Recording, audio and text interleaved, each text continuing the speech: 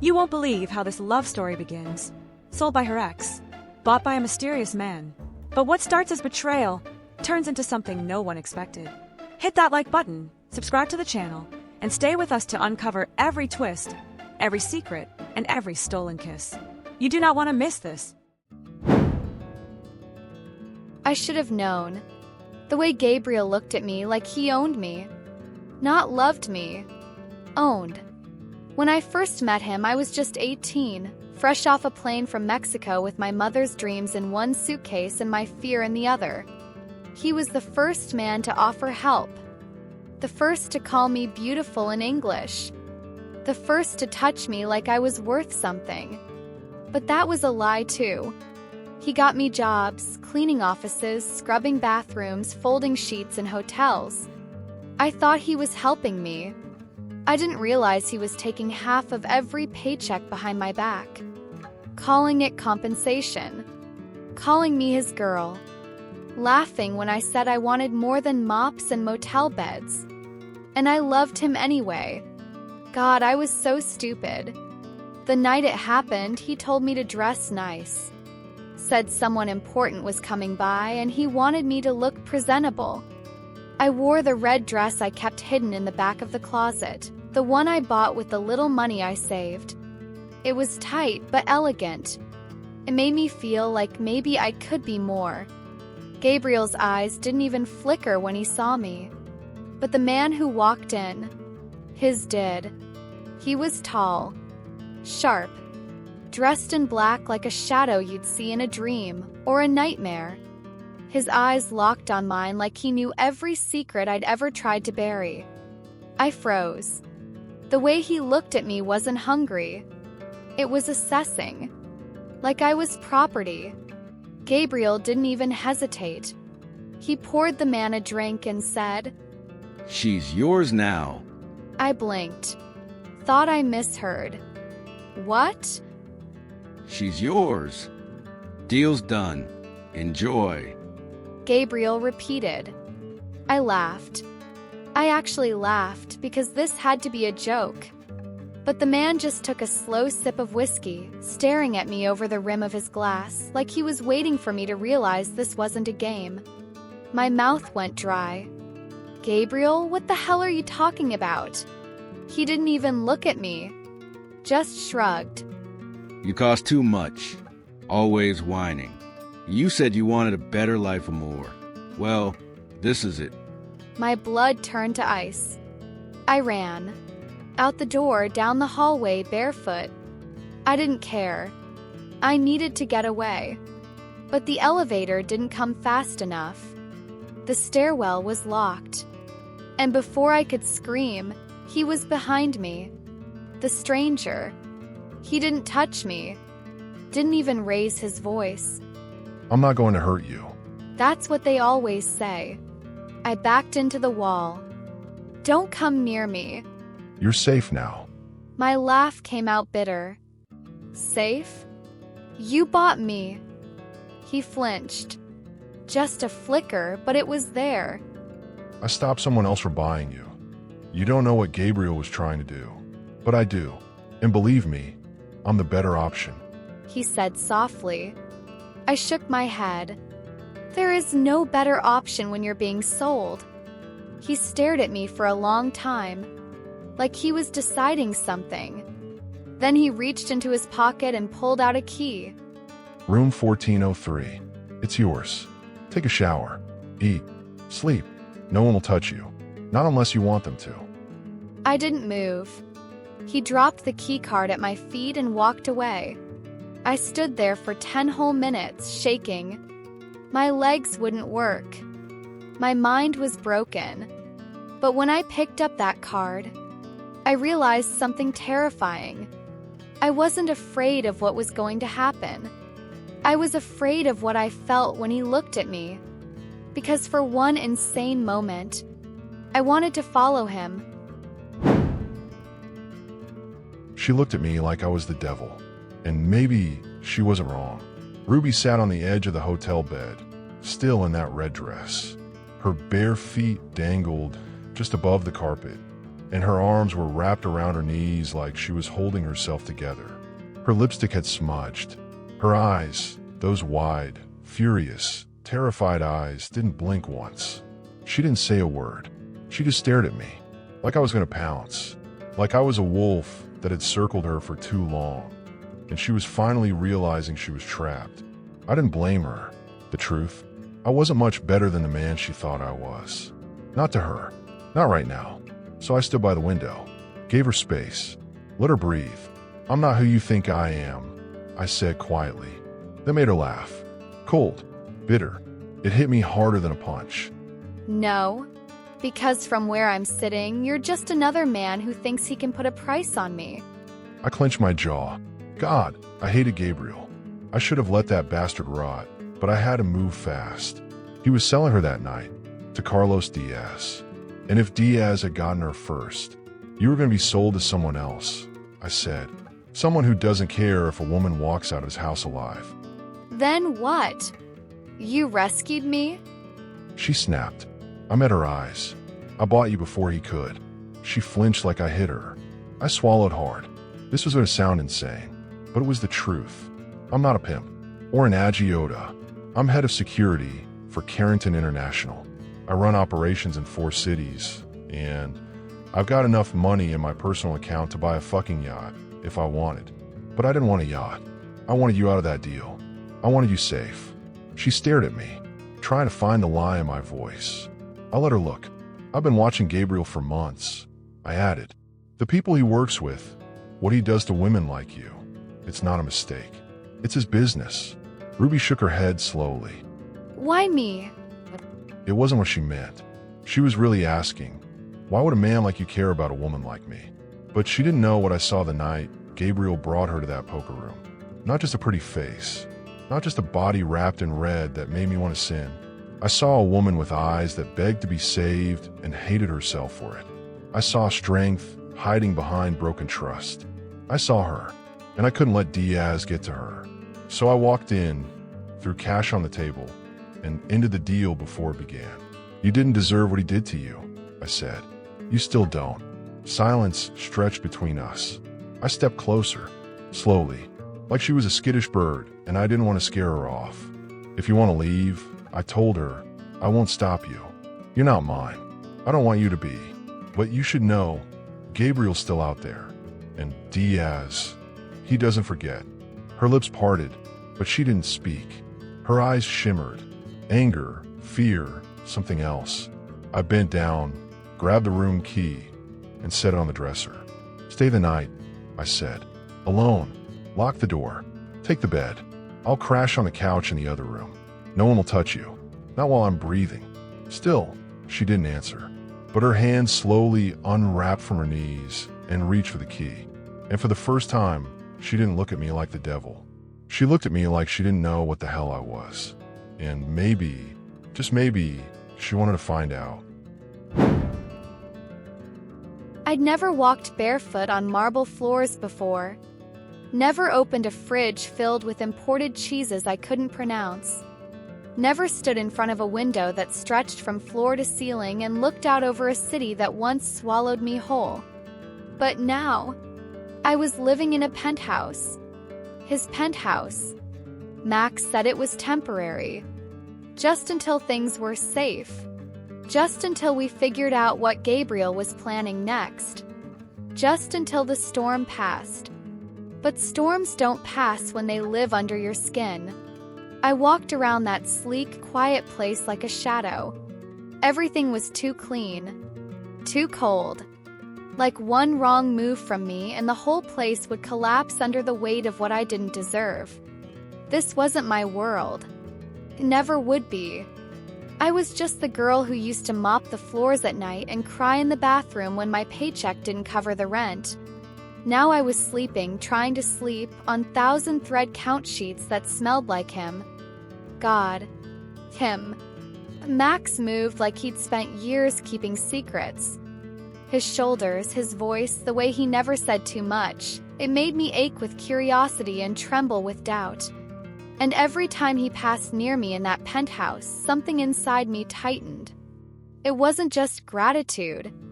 I hated how aware I was of his body. The way his dress shirts hugged his chest. The way his voice dipped low when he said my name. The way he'd glance at me when he thought I wasn't looking. And then there was this place. Too expensive. Too perfect. If he's just the head of security, how the hell does he live like this? Tonight I couldn't sleep.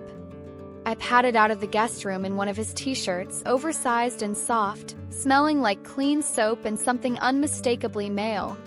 He was in the kitchen, shirtless, drinking whiskey straight from the glass like he needed it more than oxygen. I almost turned back. Almost. But he looked up. And there it was again, that quiet tension that lived between us. Crackling. Unspoken. You can't sleep? I shook my head. This place is too quiet. He nodded like he understood. Maybe he did. You want something to drink? I hesitated, then stepped closer. Whiskey, okay? He poured without a word and handed me the glass. His fingers brushed mine, and I swear, just that simple touch made my whole body thrum. I don't get it, I said, voice barely a whisper. Why are you doing this for me? He didn't answer right away. Just stared at me for a long, heavy moment. Then, You don't belong in that world he tried to sell you to. and I belong in this one? I asked. Marble floors and designer kitchens? His eyes dropped to the hem of his t-shirt, riding up my thigh. Maybe not, but you look damn good in it. I felt heat rise to my cheeks, and something deeper, lower, more dangerous stirred inside me. This was wrong. I shouldn't want him. But the way he looked at me, like I wasn't broken, like I wasn't used, like I wasn't just a transaction. That look made me wonder things I shouldn't. Dangerous things. Delicious things. His hand reached up, just for a second, brushing a stray curl from my cheek. I leaned into it without thinking. But then he pulled back. I better go to sleep. He said, voice rough.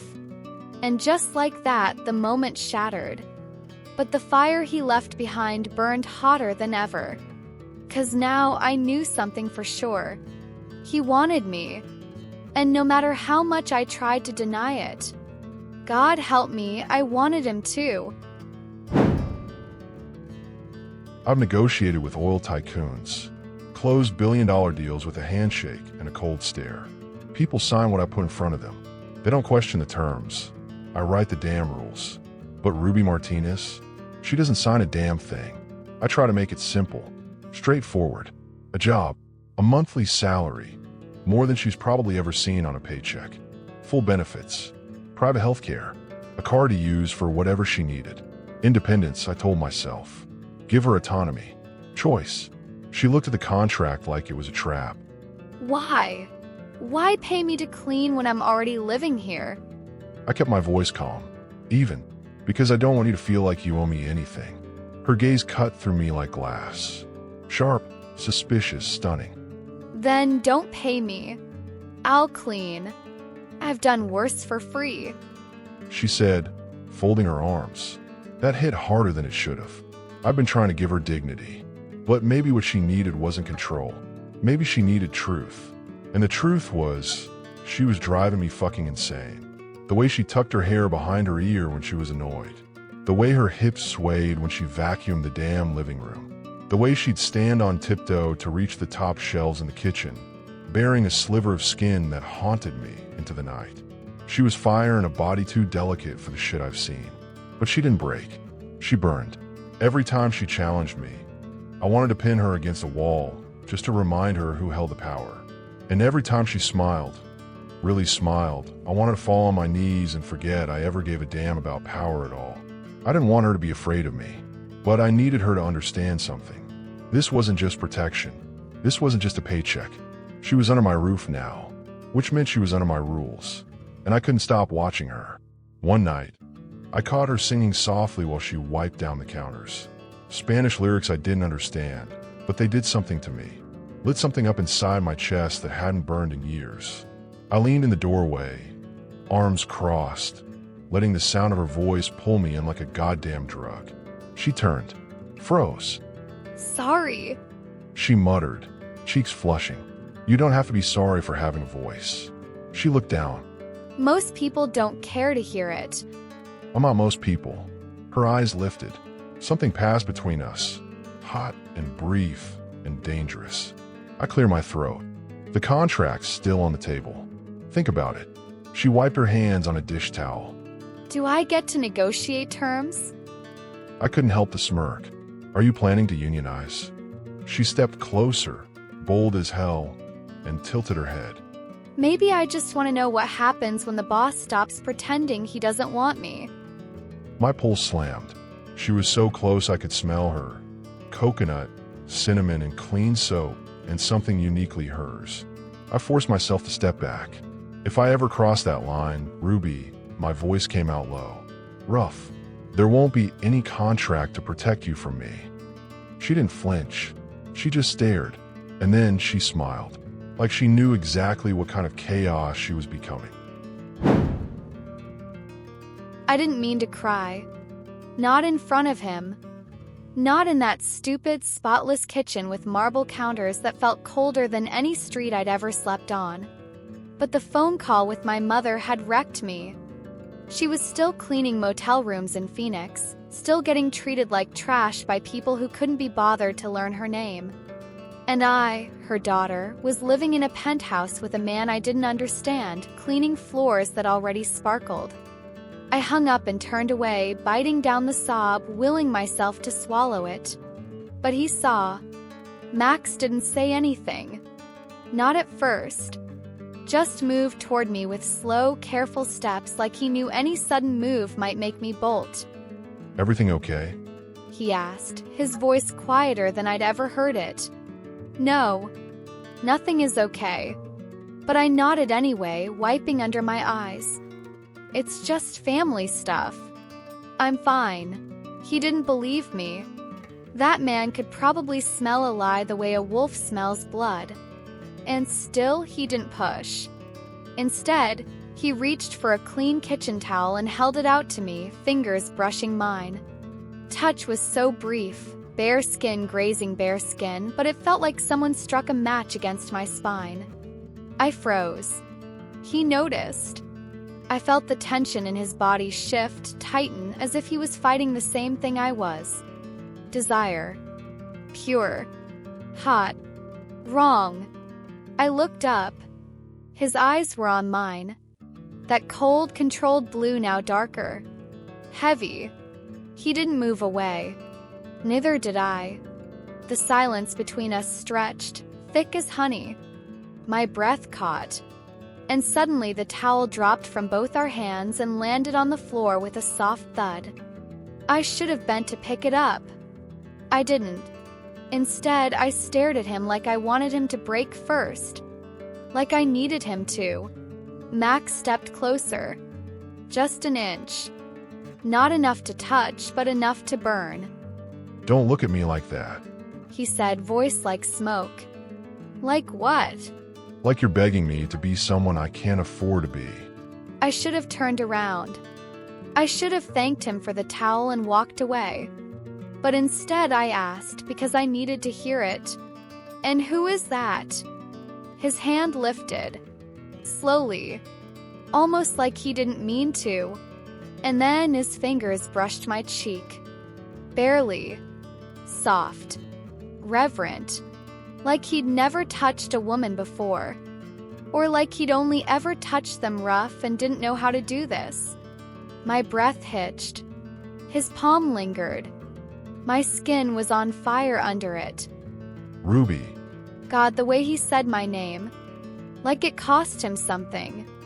Like every letter of it was a battle he was losing. I leaned in. Just a little. And he let me. For one perfect second, I let myself forget the deal. The past. The danger. The fact that my body was reacting to the one man who had no right to want me, and even less right to protect me. I wanted his hands. I wanted to feel what it was like to be touched by someone who didn't want to own me. Just feel me. But then, he stepped back. Like the moment had burned him too. He didn't say a word. Just turned, walked out of the room and left me there, heart racing, skin still tingling, and wondering how the hell I was supposed to survive under a roof where his hands might touch me again. She laughs when she's cleaning. Not the kind of laugh you fake when someone tells a bad joke. It's soft, unguarded, real, like she forgets for a second where she is, who I am, and the hell she came from. She had earbuds in this morning, dusting the edge of the fireplace in that worn-out t-shirt she won't stop wearing. The one with a tiny hole at the bottom hem that I've caught myself staring at like it's a goddamn window into temptation. She danced a little when she thought I wasn't watching. I should have looked away. I didn't. Instead, I stood in the doorway like some creep, jaw clenched, hands shoved in my pockets, trying to stop the ache in my chest from spreading. Because the truth, I don't know how much longer I can keep lying to her. I'm not just a head of security. Haven't been in years. I own the company. I own the damn building we're standing in. Hell, I probably own half the blocks between here and the place she uses scrub toilets in. But if I tell her that, what happens? She'll look at me like I'm Gabriel. Like every man who's ever bought her, touched her, used her. And I can't take that. So I pretend. Keep my mouth shut. Let her believe I'm just some ex-military guy who knows how to throw a punch and fill a fridge. But I see it in her eyes sometimes. The doubt. How does a security guy afford a place like this? She hasn't asked yet, but the question's brewing behind those long lashes and fire-slick stares. Sooner or later, I'm going to have to answer. For now, I do what I can without tipping the scale. I made a call this morning. Quiet. Clean. Through an old foundation I fund under a different name. Her mom, Lucia, is going to get a letter next week. Some made-up sweepstakes from the grocery chain she goes to every Sunday. Something believable, friendly, harmless. It'll say she won a retirement grant. Enough money to let her stop working. Travel. Rest. Breathe. Ruby will never know it came from me. And that's the way it has to be. Because this isn't about making her feel like she owes me. God knows she doesn't. If anything, I owe her for every goddamn heartbeat she's made unpredictable since the day she stepped into my world. But the longer she stays, the more I hear her laugh in my kitchen, the more I see her barefoot on my marble floors, hair in a messy knot, humming some song I don't recognize, the more I start to crave something I swore I'd buried years ago. Something dangerous, soft, stupid, hope. I walk past the living room and glance at her again.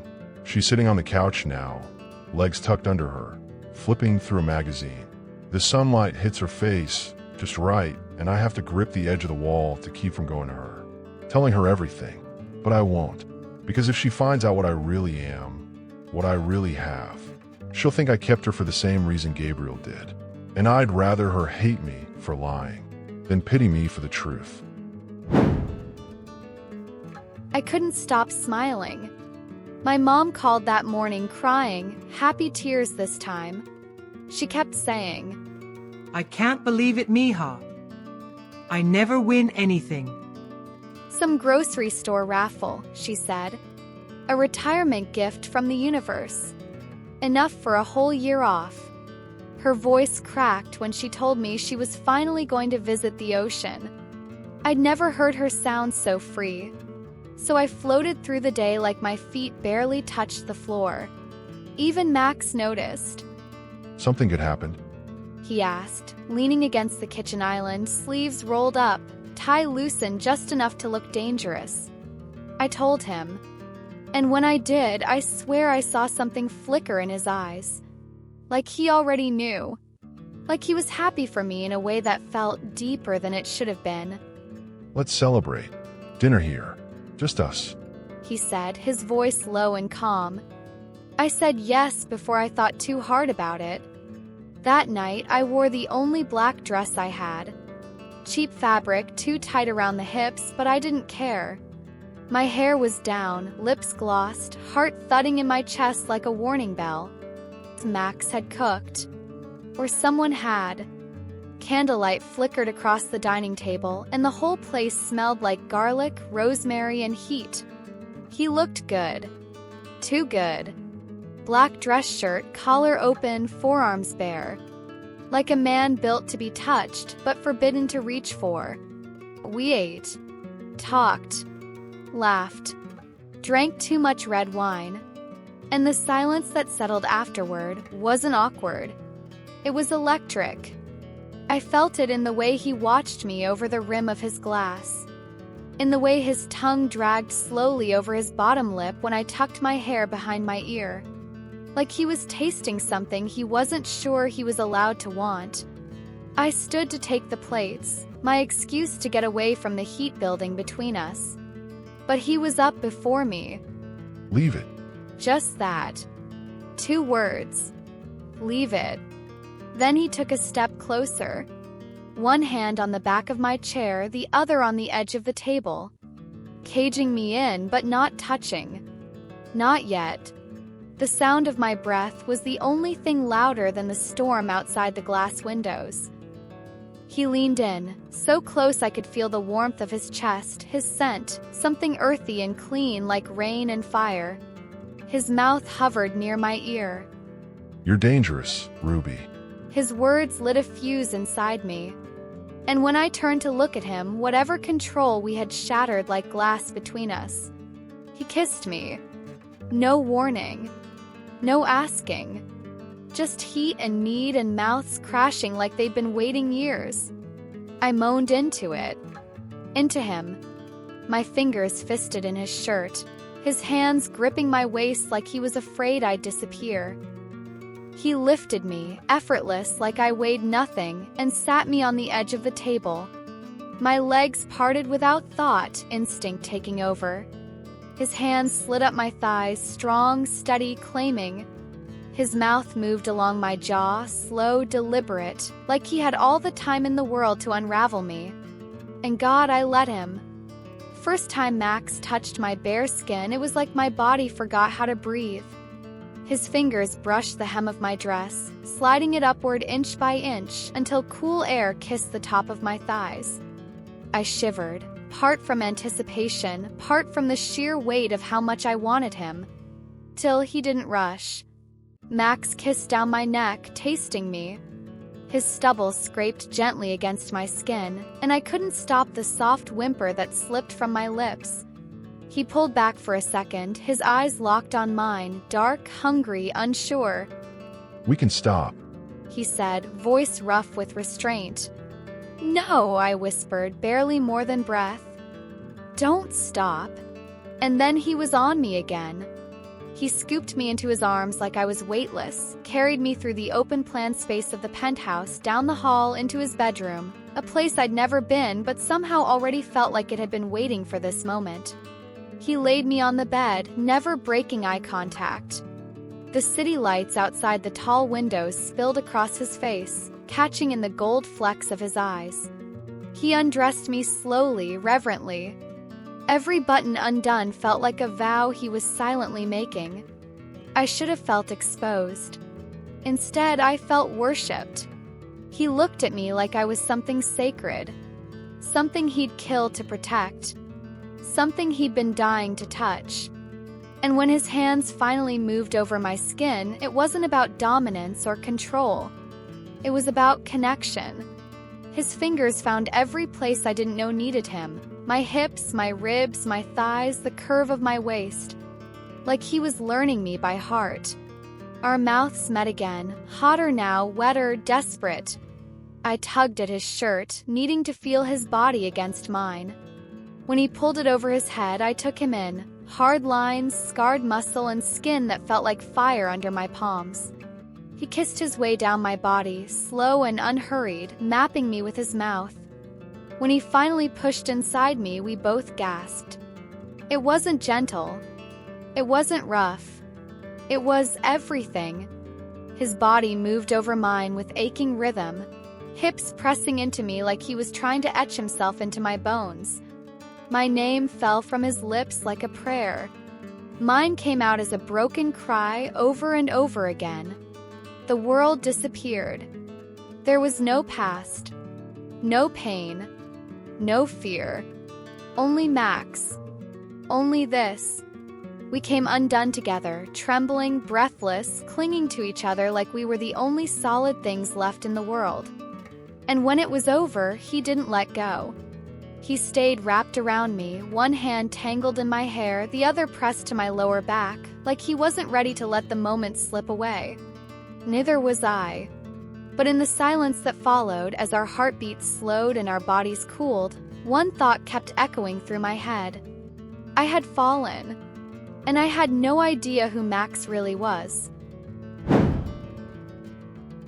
I couldn't look at her, not when she stood barefoot in my kitchen the next morning, wearing nothing but my shirt and a soft, sleepy smile that nearly tore me in two. Ruby was glowing. After everything she'd been through, after everything I'd seen in her eyes that night we met, she still smiled like life hadn't kicked her, like she hadn't been nearly sold like a fucking object, like she wasn't standing in the lion's den now, with a man who bought her to save her, only to fall for her in ways he never should have. She poured coffee, humming some song under her breath, and I watched from the hallway, half in shadow. She didn't know it yet, but I was already pulling away, because she deserved the kind of man who believed in promises, in open truths, in futures not soaked in doubt and distrust. That man wasn't me. I had no practice loving someone the right way. I was good at contracts, rules, control. I knew how to seduce women, please them, protect them, but I didn't know how to be honest with them. Not when every woman I'd let close only ever wanted the same thing once they saw behind the curtain. My bank account, my name, my power. My ex had been the first to show me what that kind of betrayal really looked like. She said she loved me.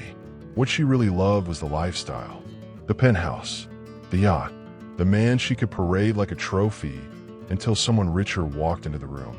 Ruby, she was different. That scared me more than anything. I didn't want to poison her with the rot inside me, so I did what cowards do best. I started creating space. I left early, came home late, slept in the guest room under the excuse of work calls. When she reached for me, I found reasons to gently pull away. She didn't ask much, not yet, but I saw the confusion creeping into her expression, into her posture, and the ache in my chest grew louder every time I heard her footsteps walking away. But that night, it broke me. She came into the living room after midnight, wrapped in a soft robe, hair damp from a shower. I was staring at my laptop, pretending to read emails I'd opened an hour ago and never scrolled through. She paused in the doorway. Max? I didn't look at her. Are you avoiding me? God, her voice was so soft, so painfully open. I just have a lot on my plate right now, I said, still staring at the screen. She stepped closer. Did I do something wrong?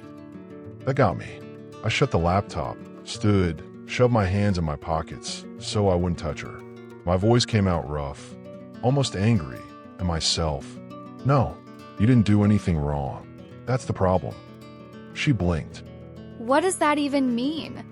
It means, I said, stepping around her like she was made of fire, you deserve better than this. Better than me.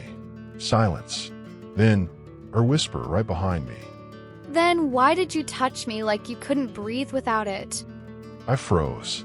She moved in front of me now, searching my face with those goddamn eyes that always saw too much. Why did you look at me like I was the only thing keeping you from falling apart? Because you were.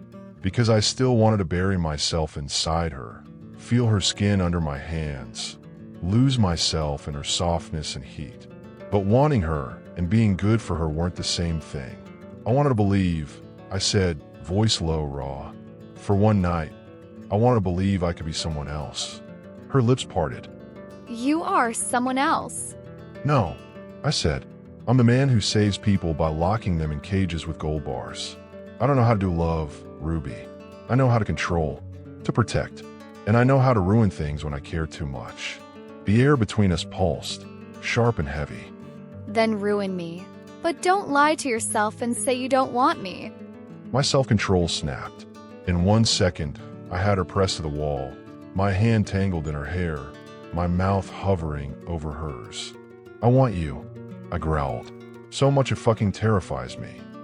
And I kissed her. Hard. Desperate. Like I knew I'd push her away again tomorrow. But tonight, I let myself burn. I tasted him on my lips when I heard the knock. Max had just left the penthouse, leaving behind the scent of his cologne on my skin, the ache of his mouth on my neck, the ghost of his hands where they had worshipped me like I was something holy. I was still in his t-shirt when I opened the door. And there he was. Gabriel. The devil I thought I'd buried 5 cities and months ago. He looked the same and worse. A suit too tight at the shoulders, dark eyes dancing with that same sick hunger. But this time there was something different in him. Desperation.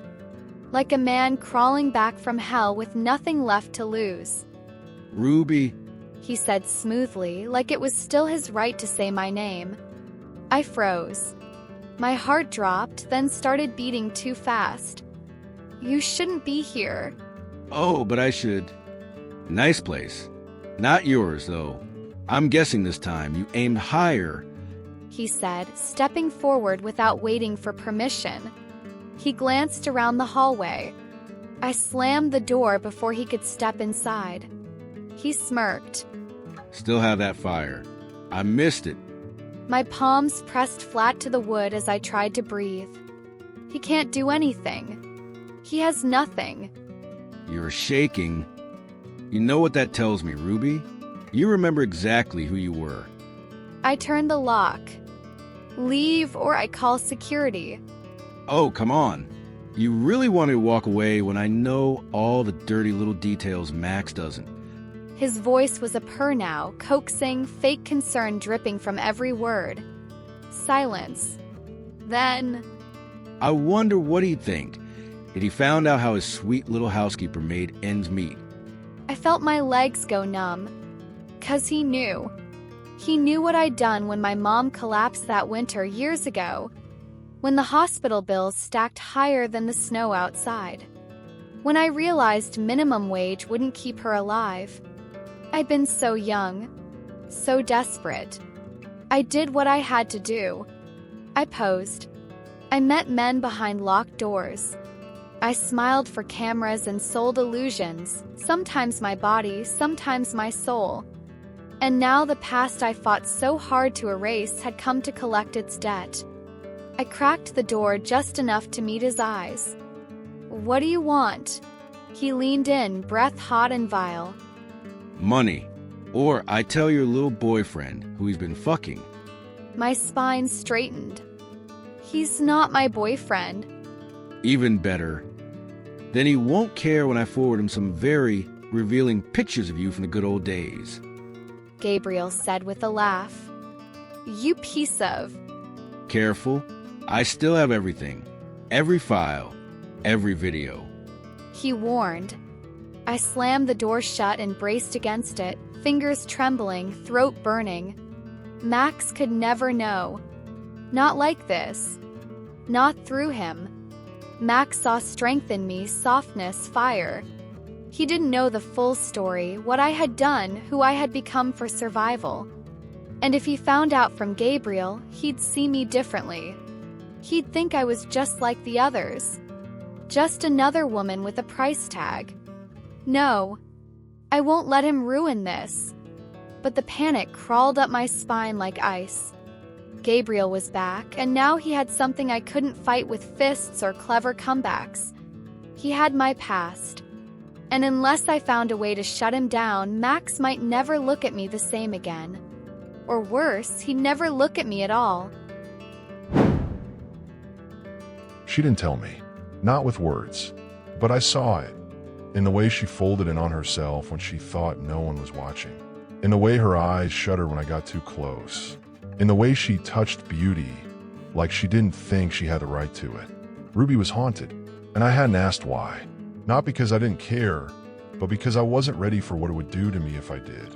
But Gabriel made sure I found out anyway. It started with a file. A plain manila envelope that ended up on my desk without a name. Just a gold seal and a single line in the center. Ask her who she was before you. Inside was everything. The photos, the hospital bills, A grainy scan of a birth certificate from a rural town in Mexico. No father listed. A foundation's intake form written in shaky Spanish. Medical records for her mother. Evidence of starvation. Of frostbite. Of nights spent sleeping in church basements and abandoned train cars. Then the pictures changed. Sharper focus. Dimly lit rooms. Her skin wrapped in lace. Then nothing at all. Money amounts in the captions. Time-stamped. Dated. Sold. I stared at the images of the woman I craved like oxygen, and something inside me cracked so loudly I thought I might black out from the noise. Not from disgust. Not even from betrayal. From rage. Not at her. At the world. At every man who ever looked at her and saw a transaction instead of a person. And at myself for not seeing this sooner. I found her that night in the kitchen, barefoot, eating raspberries straight from the fridge. She was wearing one of my shirts again, always too big for her. She liked it that way. She turned when I came in, her smile easy, until she saw my face. I didn't speak. I walked to her, took the container from her hands, and set it down. Then I lifted her chin with 2 fingers, and I saw the truth in her eyes. She knew. Gabriel sent it, didn't he? She asked, barely above a whisper. My jaw clenched. He did. She closed her eyes like she'd been waiting for this moment to finally crush her. I was going to tell you. I didn't know how. I know everything now, Ruby. I know what you survived. I know what you gave up, what you endured. I know what that bastard is holding over your head. Her voice cracked. Then you know I'm not the woman you thought I was. No, I said, stepping closer, heat rising in my blood. You're more. You're stronger. You're the kind of woman men don't deserve but fucking worship anyway. She flinched at the intensity in my voice. So I softened. I brushed a curl behind her ear and let my fingers trace down her jaw, her neck. You think I care what you had to do to survive? You think I don't understand what desperation tastes like? Her eyes filled, but she shook her head. You're nothing like me. I let out a bitter laugh and stepped back, pacing the marble floor. That's because you still don't know who I am. She blinked. What? I'm not Max Smith, the head of security. I never was. I looked her in the eye. I own the building you clean. I own the company that employs you. I own every square inch of the penthouse you sleep in. She just stared at me, stunned. I'm Maxwell Carrington, son of Richard fucking Carrington. I walked away from the name, but not the blood. I built my own empire from scratch because I refused to be another trust fund puppet. I've been hiding that from you, just like you hid from me. She staggered back, as if I'd struck her. You lied. So did you. I replied softer. Only difference is, I understand why. Silence stretched between us, long loaded, tense. Gabriel's finished, I said. I'm not letting him hurt you again. She stepped forward. What are you going to do? I looked her dead in the eye. Whatever it takes. Because this isn't just about secrets anymore. It's about war. And I've never lost a war in my goddamn life. He was never Max Smith. Not the man I thought I knew. Not the man who held me like I was fragile and kissed me like I was fire. Not the man who whispered my name like a promise while his hands slid under my skin. No, he was Maxwell Carrington. A Carrington. Of those Carringtons. The moment the words left his mouth, the floor vanished beneath me. I left with the taste of him still on my lips and the scent of him still clinging to my skin. Made me sick. Made me ache. I wanted to shower it off and hold it close at the same time. I sat in the back of a rideshare car with my fists clenched so tightly in my lap that my nails left crescent moons in my palms. My heart was pounding. My head was a blur of noise. But my body, God, my body still wanted him. Shouldn't have shocked me. Course he was rich. No man smelled like that without old money in his veins. No man moved through the world like he owned it unless, well, he actually did. But what shattered me wasn't just the lie. It was the deliberateness of it. He let me think we were equals. That we were climbing towards something together. when the whole time he was at the top looking down. I stumbled through the door of my apartment, numb, furious, humiliated, and that's when it hit me. He'd watched me scrub the marble floors of his empire, knowing they were his. He'd kissed me in his penthouse while I tiptoed around, afraid to touch anything too expensive. He let me pour my heart out about my mother, about how hard we fought, and never once said I could fix this with a phone call.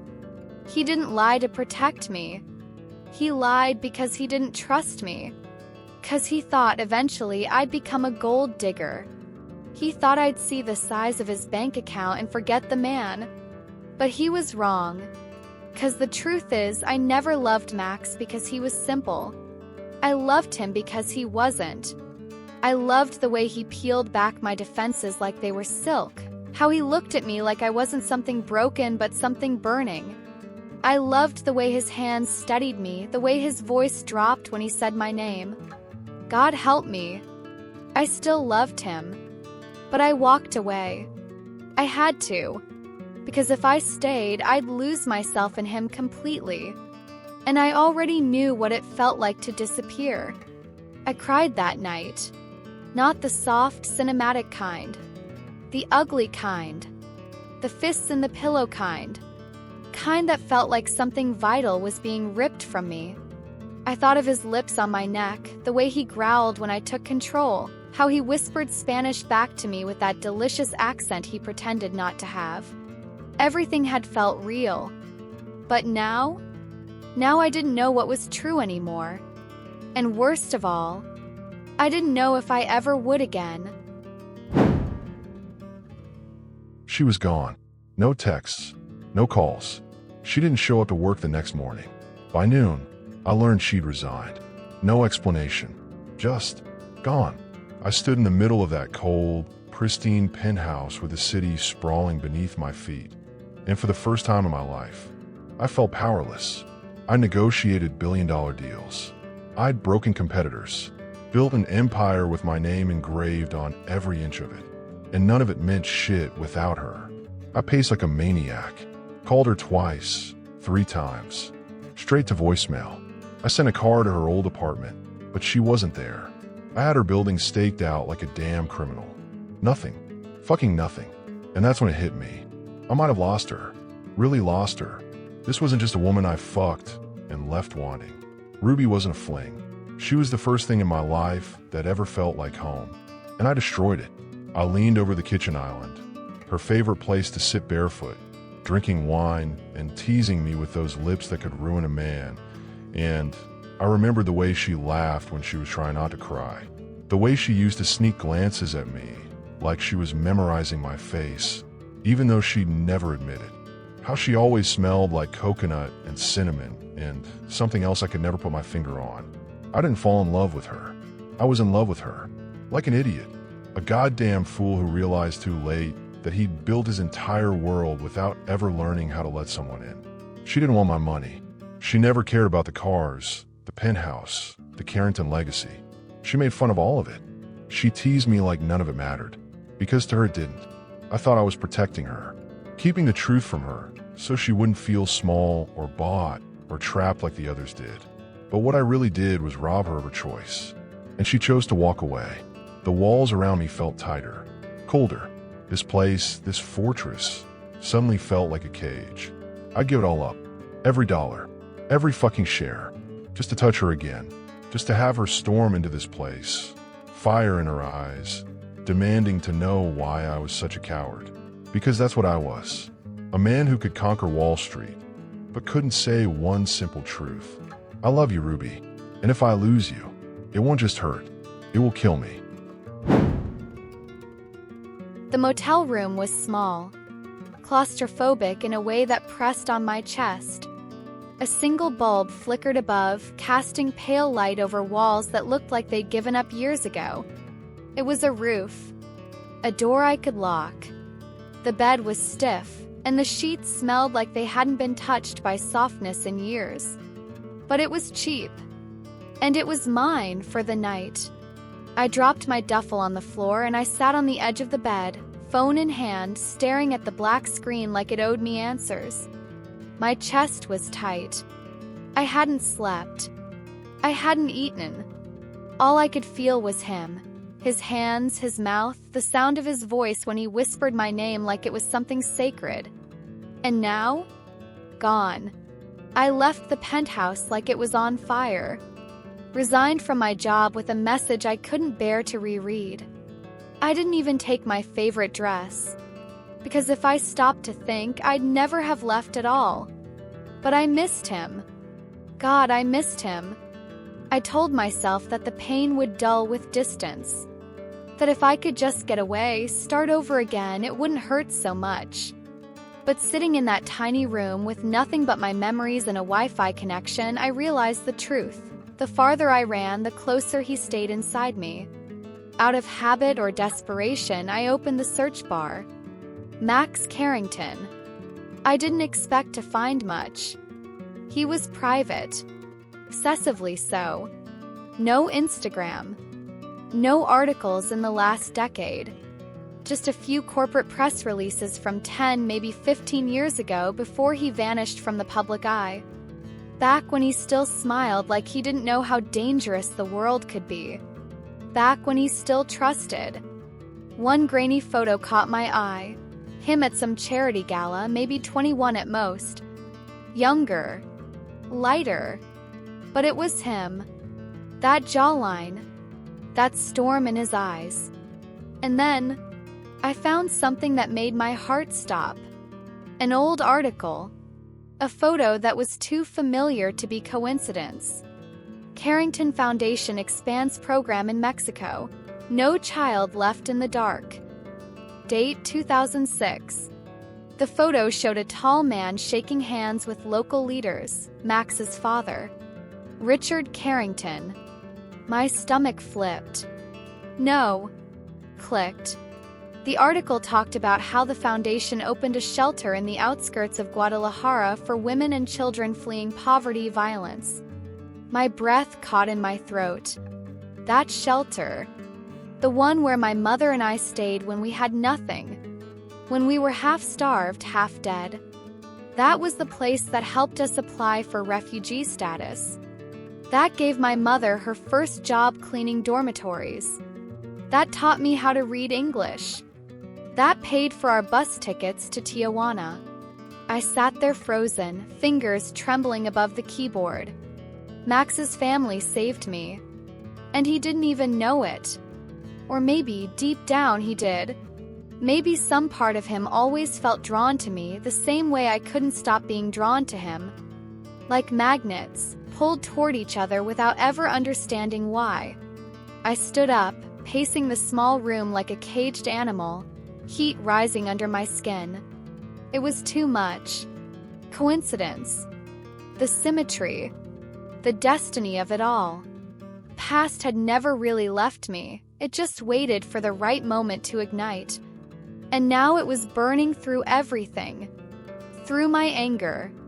My grief. My stubbornness. I wasn't ready to forgive him. But suddenly, I wasn't sure I could forget him either. I've made men disappear for less. But this wasn't about business. It wasn't about empire, pride, or revenge. It was about her. The woman who walked out of my life with tears in her eyes and pain in her voice. The woman I would have torn down every wall I built just to have one more night beside. Ruby didn't just take my breath away. She took my soul with her when she left. And Gabriel? He was the reason she ever had a run. I stood at the edge of my office, floor-to-ceiling windows reflecting the city I owned.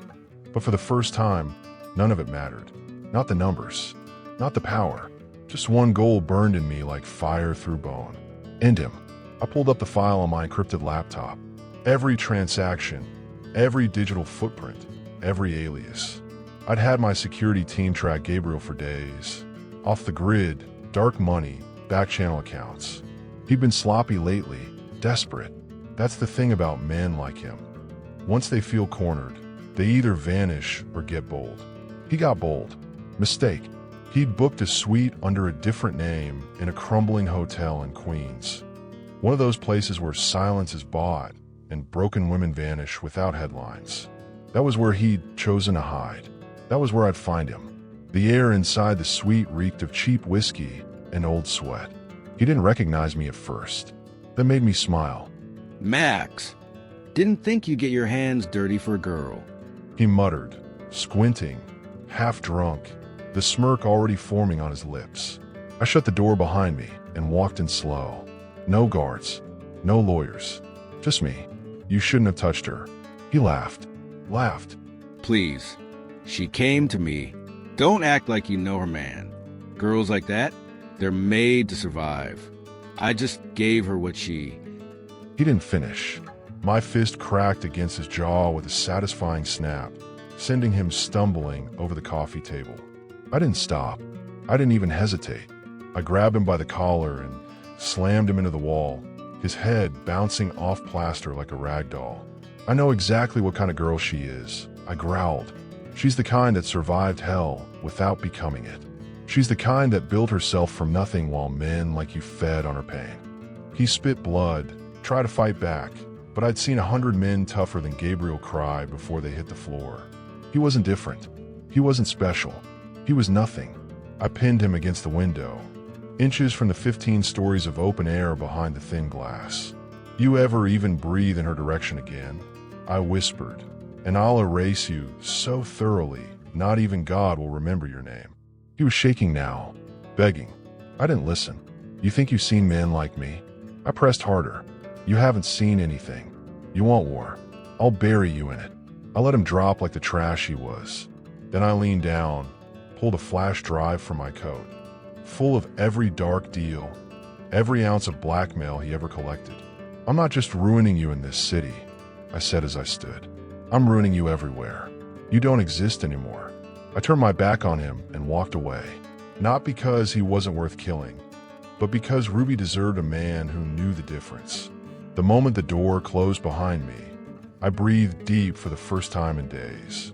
I had fought wars over empires, over stocks, deals, legacy. But this was a war I waged for her, and I'd fight it 1,000 times again, if it meant seeing her eyes one more time and hearing her whisper my name like I was something worth saving.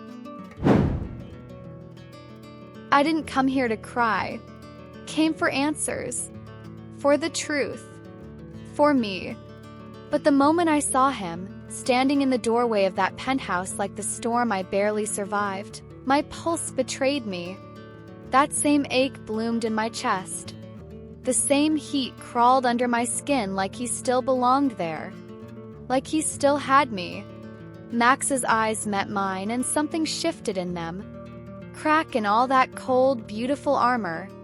Maybe it was guilt. Maybe it was something closer to grief. I didn't care. I couldn't care. Not when every step I took toward him cost me more breath than I wanted to admit. You don't get to look at me like that, I said, voice low, sharp. Not after everything. His jaw tightened. Ruby. No. I lifted my hand. Let me speak. This time I need to. The silence between us buzzed like electricity, raw, heavy, filled with too many memories we'd never asked for. You think I ran because I was weak? I laughed, bitter and trembling. I ran because I was falling for a man who lied to me with every breath. Who owned my job, the place where I live, my life, and never once told me I was standing in the shadow of a king. Max stepped closer, but I didn't move.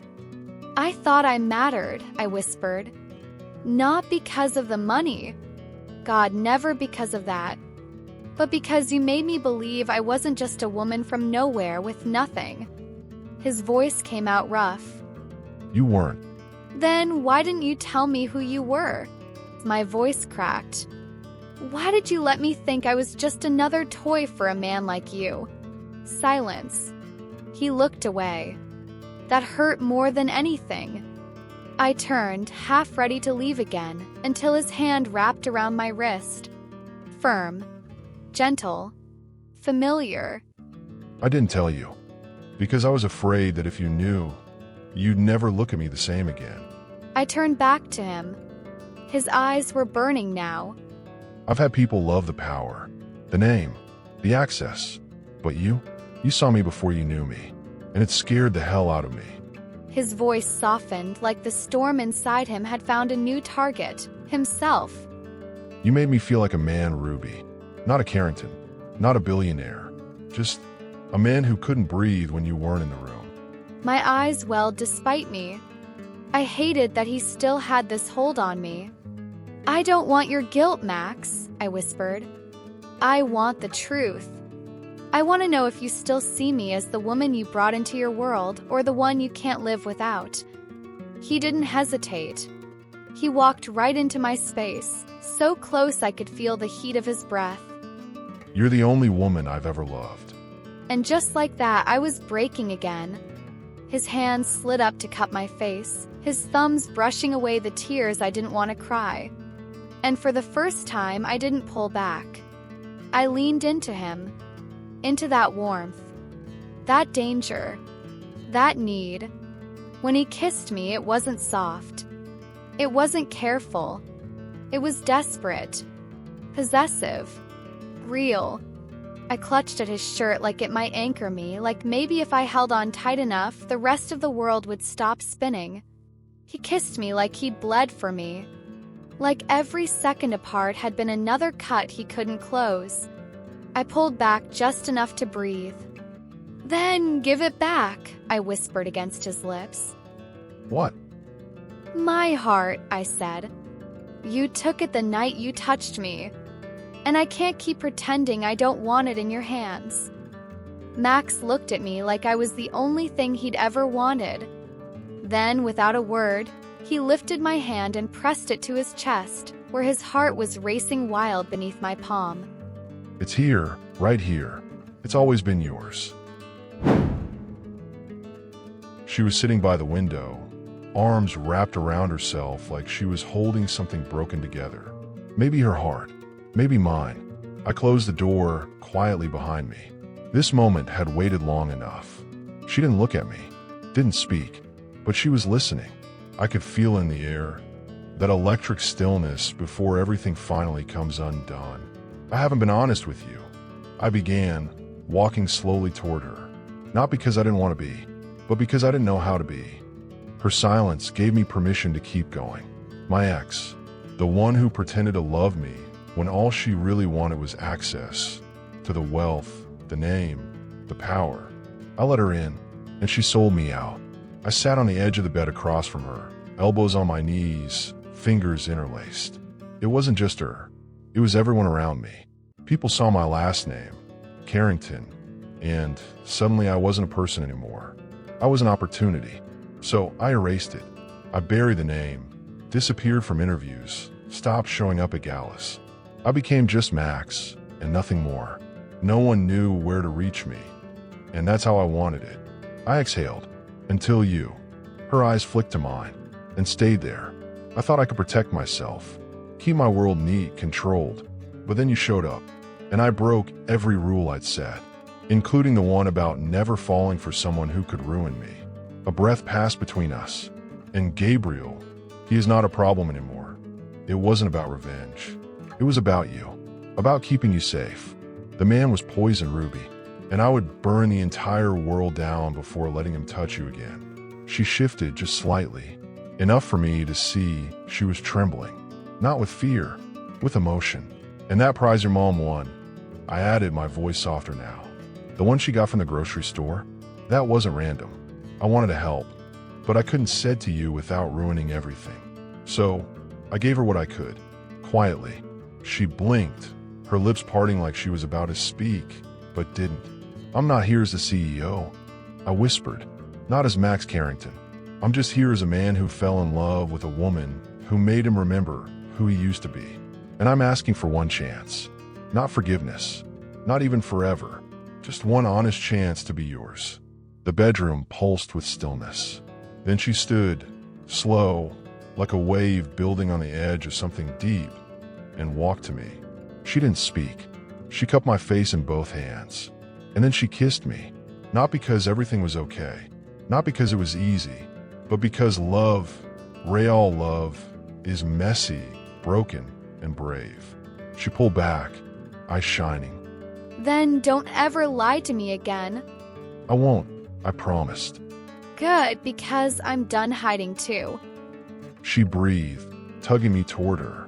I surged up and kissed her. Not polished, not practiced, just real.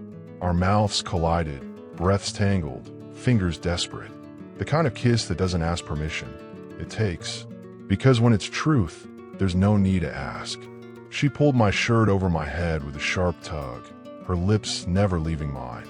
I groaned into her mouth, hands sliding up her back, memorizing the softness of her skin, the warmth of her body.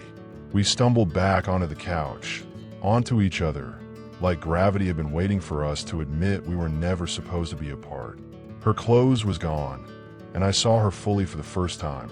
Not just her body, but the courage in her eyes. The way she trusted me now, not because I was perfect, but because I was honest. Every touch was a promise, every breath a confession. There was nothing left between us but skin, soul, and the story we hadn't finished writing. I used to think love had a price, that even the softest hands could come with hidden strings, that if someone gave you something, they'd eventually want something back. But tonight, there's nothing owed between us. No contracts, no debts, no games, just us. I feel it in the quiet, in the way Max looks at me like I'm the only thing that's ever made sense in his world full of power and shadows. And for the first time, I believe him. I believe in this. The sheets are cool when my back touches them, but his body is warm when he follows, blanketing me with heat and hunger and reverence. His hands aren't rushed. They explore me like he's rediscovering a place he already claimed, but now wants to memorize.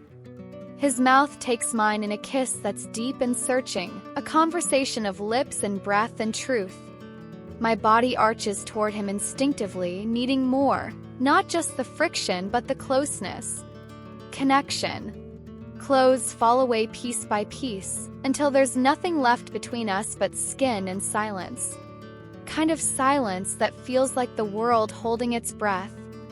When he's inside me, it's not just physical. It's sacred. Like some long-forgotten part of me has finally come home. We move together slowly at first, unhurried, savoring.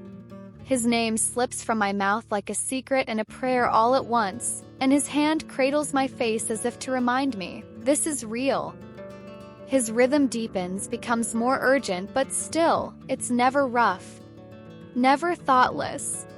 He touches me like I'm something rare. Like I matter. And I do. Not because he bought me. Not because he saved me. But because he loves me. We crash together, breathless and trembling, our hearts thudding in sync like some ancient wordless vow. And when it's over, he doesn't roll away or disappear. He holds me, arms around me, chest to my back, lips brushing the curve of my shoulder. I love you. He whispers into my hair. I smile in the dark, fingertips tracing the lines of his forearm wrapped around me. I know, I whisper back. And now, I believe it. For the first time, I don't feel like I'm waiting for the catch. There isn't one. Love, real love, doesn't keep score. And tonight, we've finally stopped counting. It's funny, the way silence sounds different when you're at peace. It's not heavy anymore. It's not suffocating. Tonight, it's soft. Ruby's laughter drifts from the kitchen, warm, bright, unfiltered.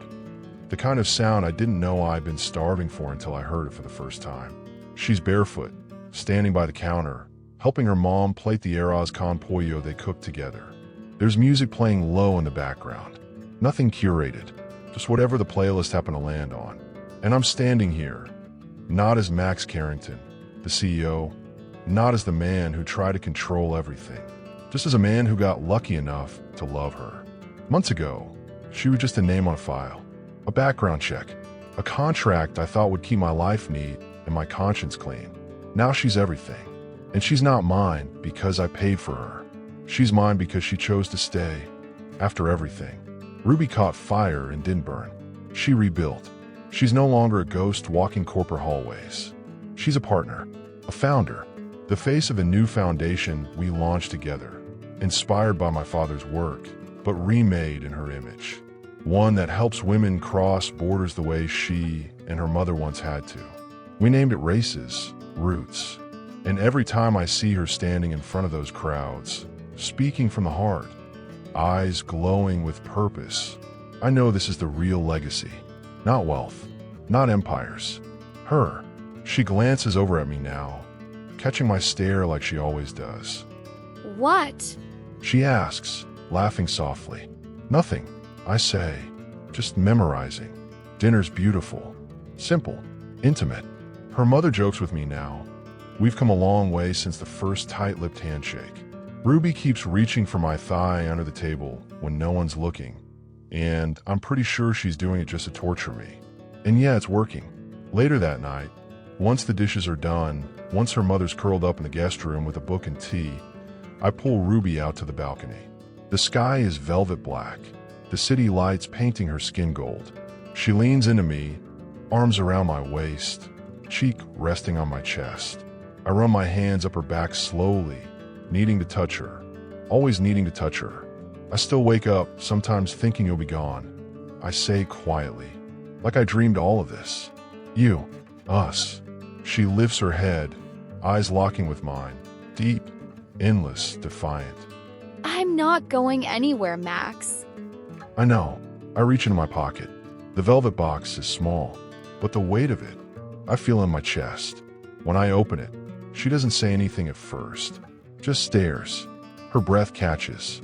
It's not flashy, no billboard diamond, just a single, brilliant stone, set in a delicate gold band. Elegant, strong, her. I thought I knew what I wanted in life. I thought control made me powerful. But the truth is, loving you made me free. And if you say yes, it'll be the first thing in my life I get completely, undeniably right. She doesn't cry. She launches at me, laughing, smiling, shaking, a storm of emotion pressed against my mouth, my chest, my soul. Yes. Yes, yes. God, yes. She says against my lips. Her fingers curl around the back of my neck as I lift her into my arms, spinning her once before crashing us against the doorframe with a kiss so deep it feels like a promise sealed in fire. When we fall into bed that night, it's not just passion that drives us. It's history. It's healing. It's the fact that the impossible, the thing neither of us ever dared to dream, is now lying beside me, skin to skin, heart to heart, whispering my name in the dark with a smile on her lips and a ring on her finger. And for the first time, I finally know what forever feels like. There's something about waking up in a foreign bed with the man you love wrapped around you like gravity. Something about the way the linen sheets tangle around our legs, the way his fingers still rest possessively over the curve of my hip, the way his breath warms the back of my neck even in sleep. This is our honeymoon. Santorini. Whitewashed villas. Wine that tastes like sunlight. And Max, with a smile I never saw back when he was just a shadow in a penthouse. He's different now. Still intense. Still mine. But softer in the ways that matter. Last night, he kissed me like the world was ending, and then made love to me like it had just begun. We were both a little drunk on the wine and the quiet. But it wasn't the alcohol that made my skin burn when he peeled the silk off my body like he was unwrapping something sacred. It wasn't the wine that made me gasp when he touched me, slow, deliberate, knowing exactly what I needed before I even asked. He took his time. He always does. Every kiss, every thrust, every whispered "I love you." It was all for me. No expectations. No contracts. No guilt. Only devotion. When I came undone beneath him, my hands tangled in his hair, my voice raw with the truth of what we are, I saw something in his eyes I'll never forget. Peace. Joy. Home. He held me after, his forehead pressed to mine, our bodies slick with heat and heartbeats. And in that moment, I realized this isn't just a chapter. It's the book. We are the story. Today, we'll go swimming in the Aegean. He'll pretend he doesn't burn, but I'll sneak SPF 50 into his bag anyway.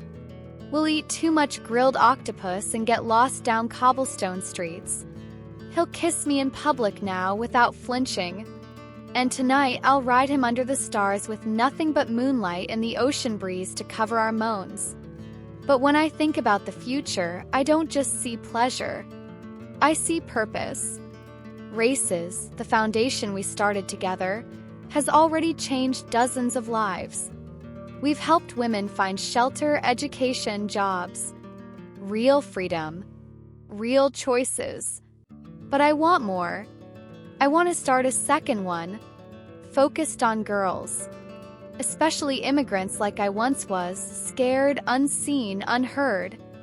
This time, I want to build something that plants roots before they're lost. Max says he'll back it, whatever it takes. But it's not about money anymore. It's about legacy. Ours. And when I picture my life 5 years from now, I see more than foundations and ribbon cuttings and speaking panels. I see a little girl running barefoot across the backyard of our home. She has Max's eyes and my stubbornness. I see her falling asleep on his chest while he hums off-key. I see love that never had to be bought, only chosen, over and over again, just like I choose him, every damn day.